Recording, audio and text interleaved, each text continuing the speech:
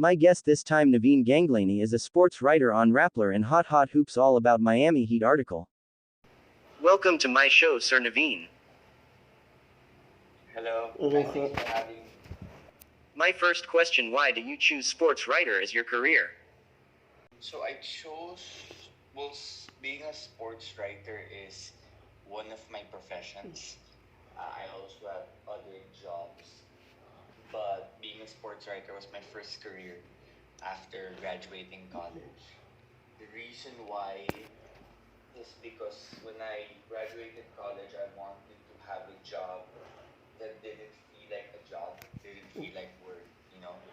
I didn't want to have like a typical 8 to 5 desk job or a 9 to 5 desk job. Not that there's anything wrong with that, naman, because that people can still do important work in that setup. But for me personally, I wanted to be on the field, getting stories, writing about leagues and games that were important to me, and that I enjoyed. So that's what led me to being a sports writer slash media sports media person, I guess. How age you started watching sports and why Miami Heat became your favorite team? I started watching sports really from an early age. When I was like 6, 7 years old, I would already watch sports. So, a lot of like kids my age would watch like SpongeBob or cartoons or anime, and I used to watch those sometimes also, but I was always more interested in watching leagues like NBA, PBA, UAAP. I just always enjoyed sports because, to me it was real life, right? It was unpredictable, and you would have two, like basketball in specific. That's what I used to enjoy watching a lot. So you'd have two teams, different players, and you'd see them play with a lot of emotion, a lot of passion, a lot of energy, and just watching all of that made me get really into it. Why the Miami Heat? So I had stages in my life where I had different players, favorite players growing up. So I remember at first it was Allen Iverson. I did get to watch. Yes, yes. Actually, first it was Michael Jordan when Michael Jordan came back and played for the Wizards. That's actually what really got me to NBA. Because when I started watching NBA, Michael Jordan wasn't playing anymore, or I think that was his last season na. And then when news came out that Michael Jordan was coming back, I wanted to watch. But then Jordan wasn't so good when he was with the Wizards. So I believe that same around the same time frame, I was also enjoying watching Allen Iverson. When you're a kid, kasi you're more of favorite player more than favorite team, diba?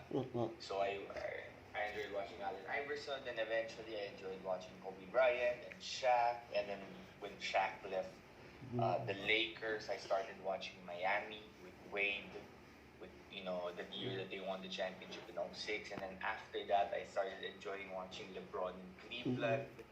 So all these guys became like my favorite players at different points. And the time I really became a Miami fan was 2010 when they formed the Big Three. And the reason why I really liked them was majorly because they had like this us against the world mentality.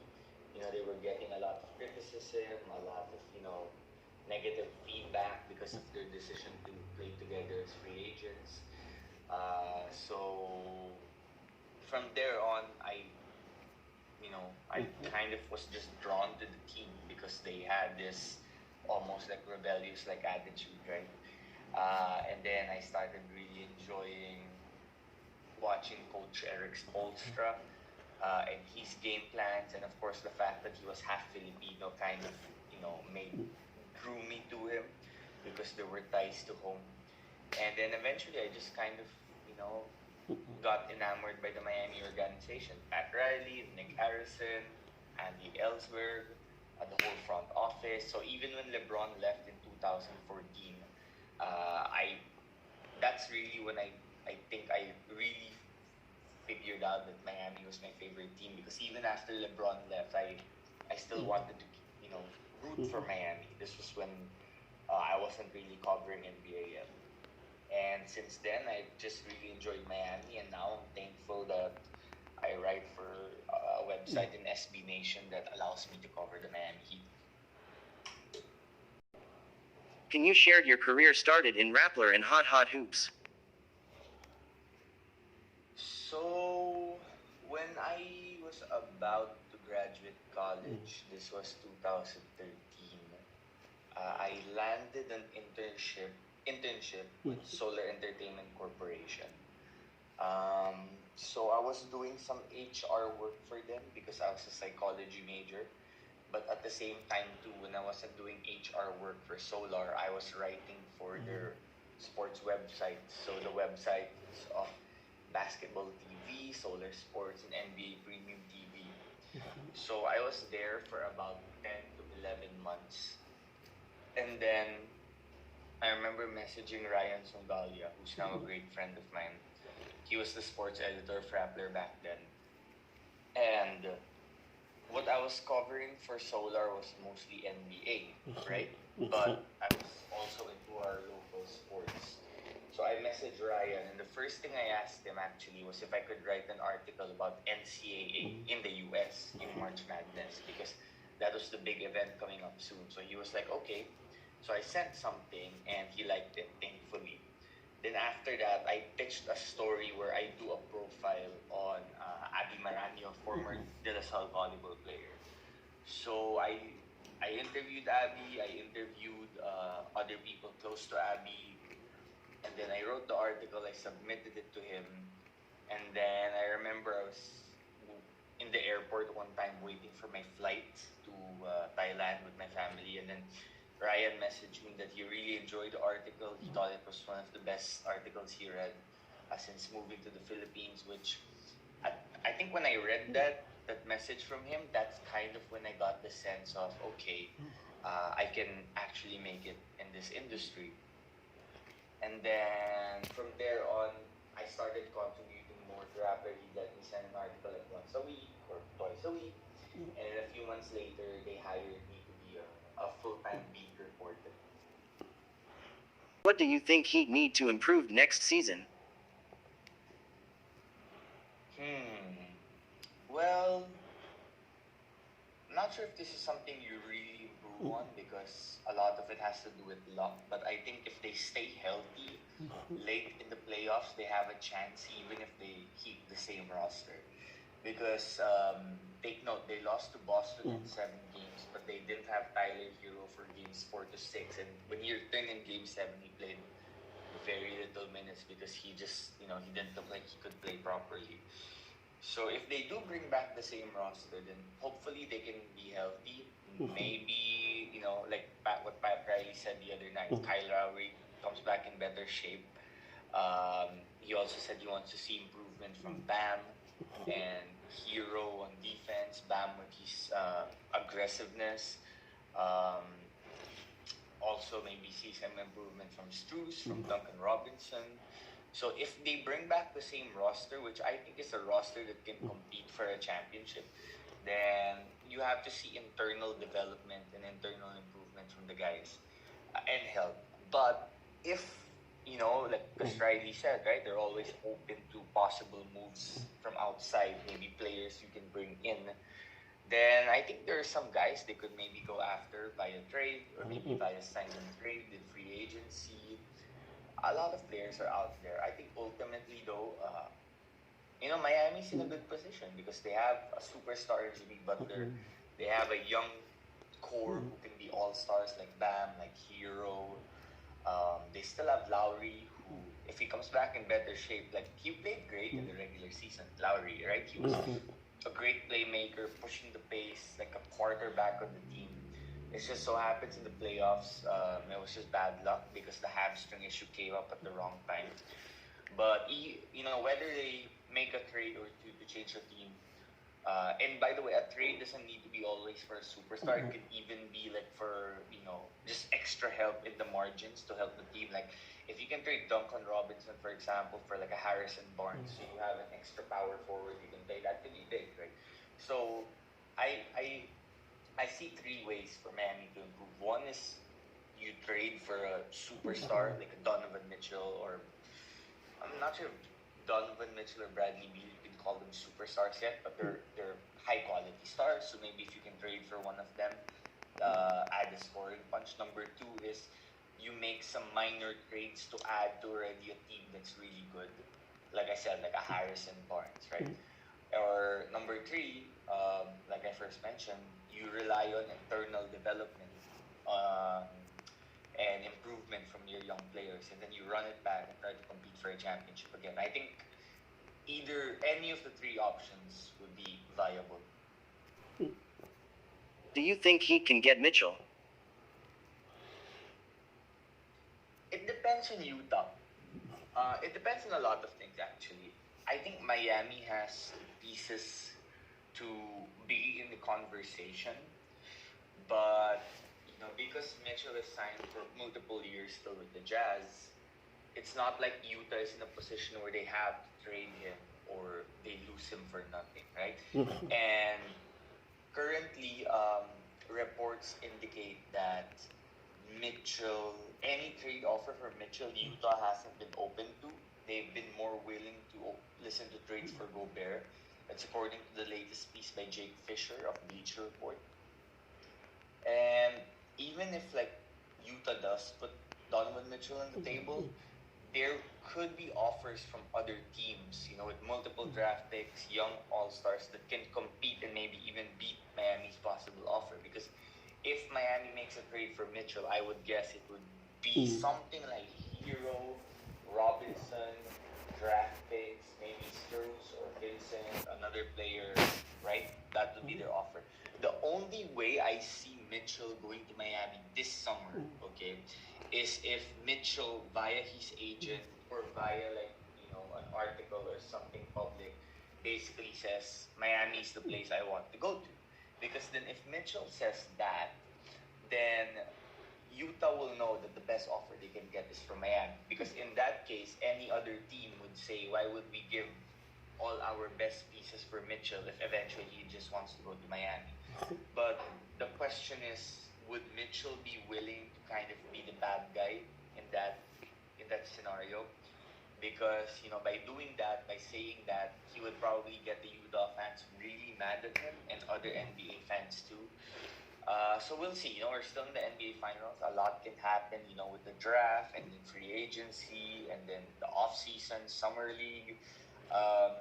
It's just beginning, and I think a lot's going to happen. I'm not sure if that means Miami will get Mitchell or another star of his caliber, but I think you'll see a lot of discussion over the next few weeks. What about PJ Washington? I heard Heat interest on him. Let me just check this real quick, because I believe that PJ Washington is a restricted free agent. So first of all, if you do give him an offer, that would mean that your cap space would kind of be temporarily on hold while you're waiting to see if Charlotte would match the offer, and that could lead to you missing out on other opportunities when other players are available in the market. I think PJ could be a great fit though for Miami. His 3-point shooting, I guess, could be more consistent, but he's okay defensively. He has that nice short floater game. He can play. I think he could play next to Bam in the front court, and there could be even some times where he plays small ball 5 while Bam is on the bench. So it's intriguing because the great thing about Spoelstra is that most of the time, like 90% of the time, you give him a player, a new player on the team, and he's going to get the best out of that player, right? Because we've seen him help elevate Jimmy Butler's game to superstar level. We saw that PJ Tucker was more than just a corner 3-point shooter this past season. And we've seen development from guys like Hero, Bam, Strus, Robinson, Vincent.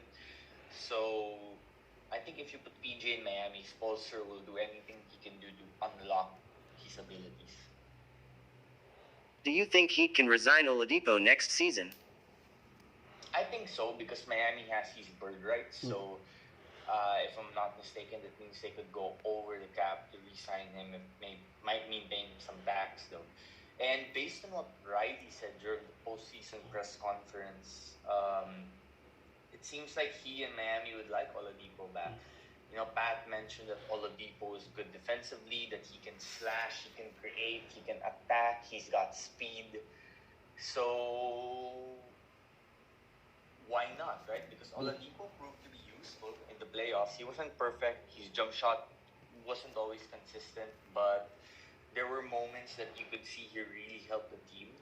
And in a situation where Miami would trade Tyler for, like, let's say another star, another player, that means now you have an opening for your six-man position, someone to come off the bench and lead the bench unit. And I think Oladipo would be perfect for that. Who do you think Heat should sign backup center for Bam?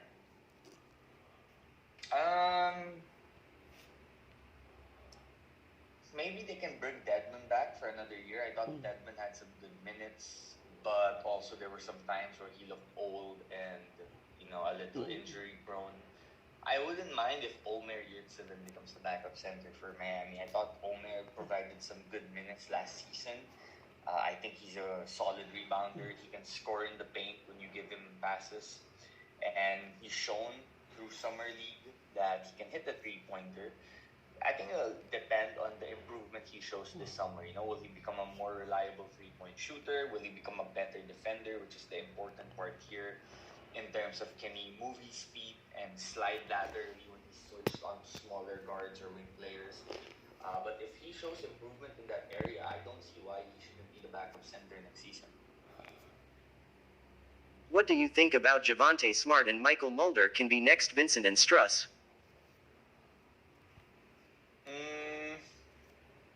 We'll see.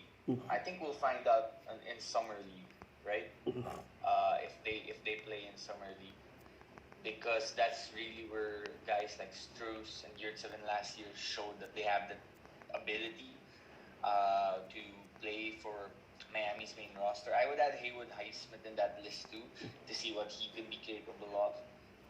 The impressive part about Miami is they constantly find these guys who they can develop and turn into reliable role players year after year. So we'll see. See what happens. Do you think Chris Silva and Marcus Garrett should sign again with Heat? I think that ship has kind of sailed. With Silva, it's the Heat had him back again last season, but he was still limited. And I think between him and Yurtseven at this point, you have to roll the dice with Omer in terms of the backup five. And Marcus Garrett, we'll see. If he could play for the Heat Summer League team again and stand out, that who knows?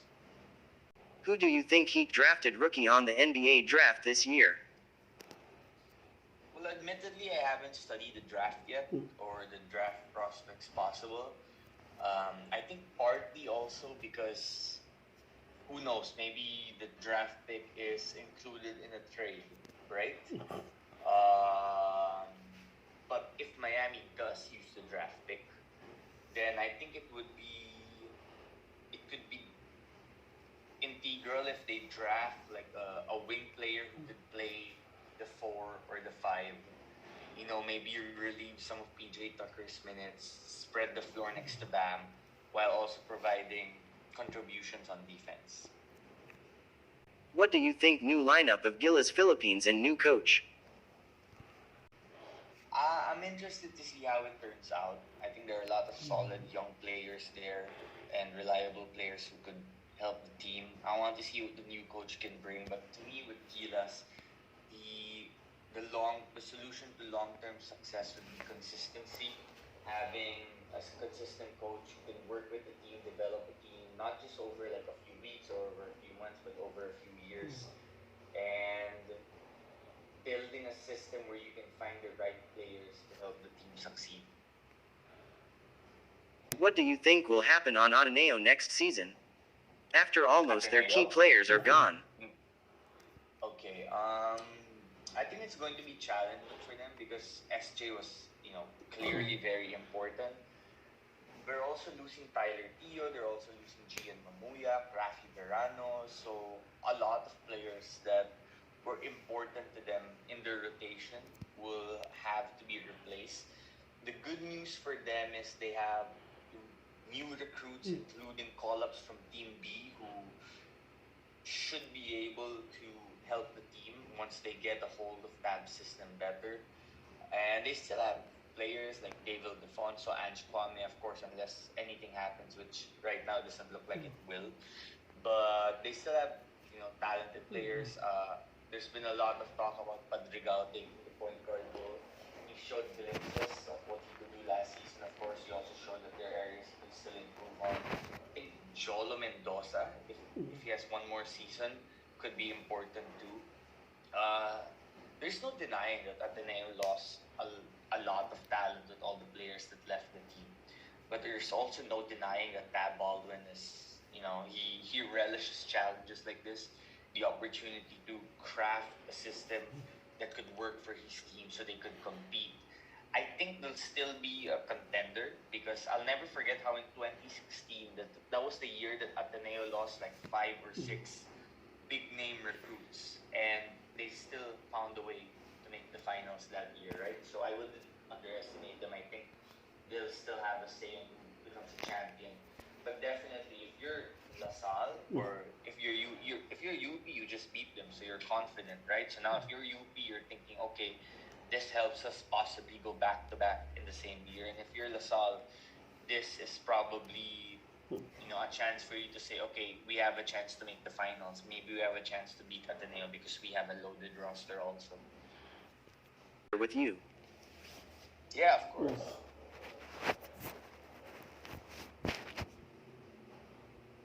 Thank you. It's my pleasure, and thank you for having me here. And I just want to tell you, if you were pursuing a career in media, just keep working hard and keep being you and keep doing your style and stand out. And if ever you need anything, just message me at any time.